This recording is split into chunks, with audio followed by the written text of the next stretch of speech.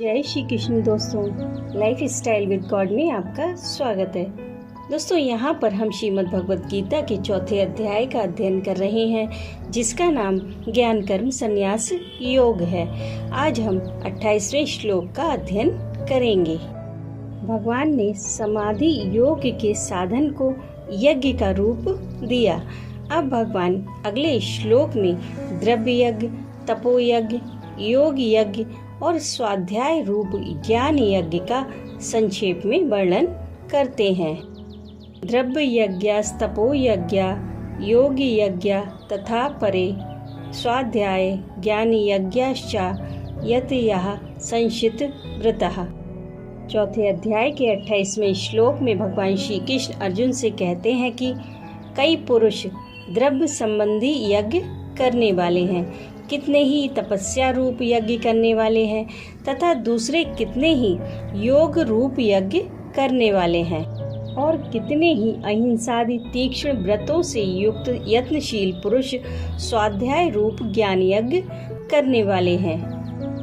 अब सबसे पहले समझते हैं कि द्रव्य संबंधी यज्ञ किसे कहते हैं। अपने अपने वर्ण धर्म के अनुसार न्याय से प्राप्त द्रव्य को ममता, आसक्ति और फलेच्छा का त्याग करके यथा योग्य लोक सेवा में लगाना, अर्थात उपयुक्त भाव से बावली, कुएं, तालाब, मंदिर, धर्मशाला आदि बनवाना, भूखे, अनाथ, रोगी, दुखी, असमर्थ, भिक्षु आदि मनुष्यों की यथा संभव अन्न, वस्त्र, जल, औषधि, पुस्तक आदि वस्तुओं के द्वारा सेवा करना, विद्वान, तपस्वी, वेद पाठी, सदाचारी ब्राह्मण को गौ, भूमि, वस्त्र, आभूषण आदि पदार्थों का यथा योग्य अपनी शक्ति के अनुसार दान करना और इसी तरह अन्य सभी प्राणियों को सुख पहुंचाने के उद्देश्य से यथाशक्ति द्रव्य का व्यय करना द्रव्य यज्ञ कहलाता है। इस यज्ञ को करने का अधिकार केवल गृहस्थों को ही है, क्योंकि द्रव्य का संग्रह करके परोपकार में उसके व्यय करने का अधिकार संन्यास आदि अन्य आश्रमों में नहीं है। यहाँ भगवान ने द्रव्य यज्ञ शब्द का प्रयोग करके यह भाव दिखलाया है कि परमात्मा की प्राप्ति के उद्देश्य से लोक सेवा में द्रव्य लगाने के लिए निस्वार्थ भाव से कर्म करना भी यज्ञार्थ कर्म के अंतर्गत आता है।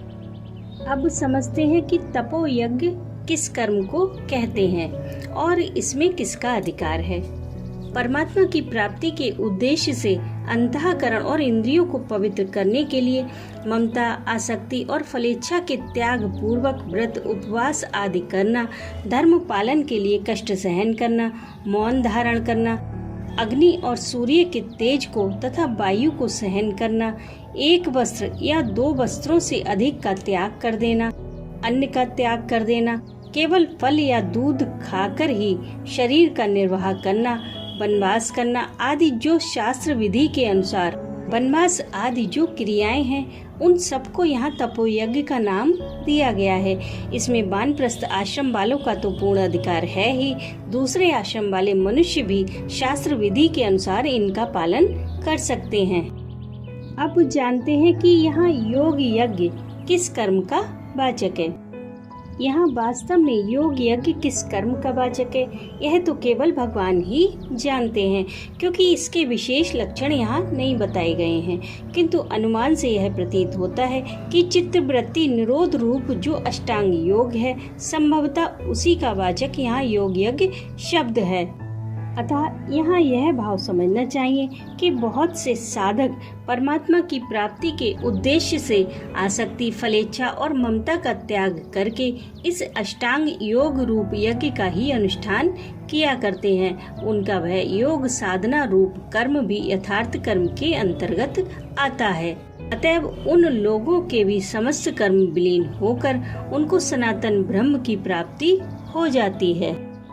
अब समझते हैं कि स्वाध्याय ज्ञान यज्ञ किस कर्म का वाचक है।